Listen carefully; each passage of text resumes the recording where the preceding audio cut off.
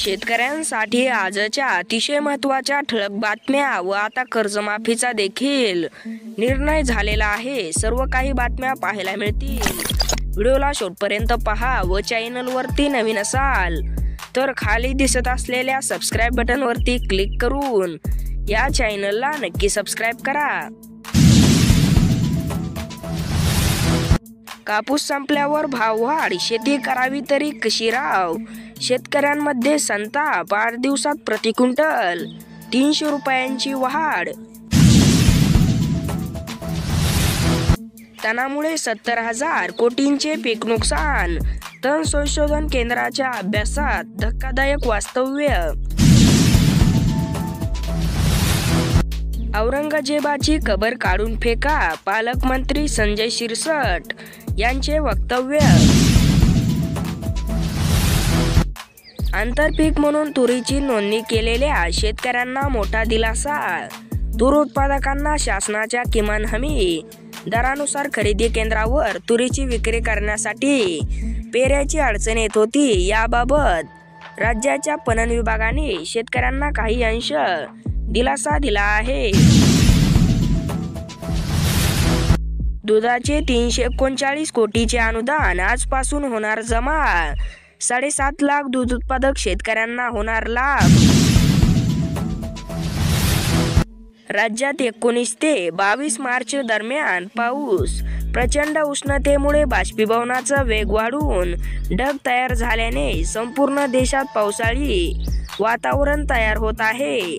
राज्यात 19 ते 22 मार्च या 4 दिवसात हलका ते मध्यम पावसाचा अंदाज आहे, तर विदर्भात मात्र उष्णतेचा लाटाचा इशारा देण्यात आला आहे। कापसाला भावांतर कसा देता येणार? पणन मंत्र्यांचा विधिमंडळात सवाल।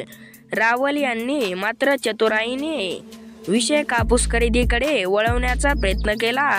बाजारात कापसाला 6,800 रुपये दर मिळत असल्याची माहिती खोटी आहे। खरेदी केंद्रावर 7,521 रुपये प्रति क्विंटलचा भाव मिळत आहे।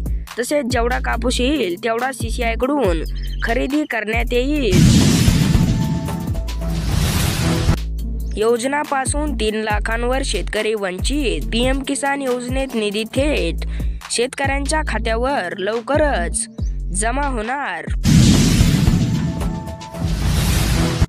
यंदाच्या कमी साखर उत्पादनामुळे कारखाने आर्थिक अडचणीत। गाळप हंगामाचा कालावधी सरासरी 150 वरून 83 दिवसावर। 80 लाख टन साखर उत्पादन आणि 365 दिवस खर्चाचा डोंगर। साखर कारखाना महासंघाचे अध्यक्ष पाटील यांची माहिती। कांद्याच्या दराबद्दल बातमी। बाजार समिती कराड या ठिकाणी कांद्याची 198 क्विंटल आवक आली असून कांद्याला जास्तीत जास्त प्रति क्विंटलला 2,000 रुपयाचा दर मिळत आहे, तर कमीत कमी दर हा 1,000 रुपये आहे, तर सरासरी कांद्याला 2,000 रुपये प्रति क्विंटलचा दर मिळत आहे। खाद्यतेल गव्हाच्या दरात घसरण। शाळू मसूर डाळीच्या दरामध्ये वाढ। शेतकऱ्यांना फार्मर ID देण्यासाठी महसूल कृषी विभाग गावोगावी। शासकीय योजनांचा लाभ मिळवण्यासाठी फार्मर ID महत्त्वाची। पुणे भागात काजू बागायताला आग, शेतकऱ्याचे लाखांचे नुकसान।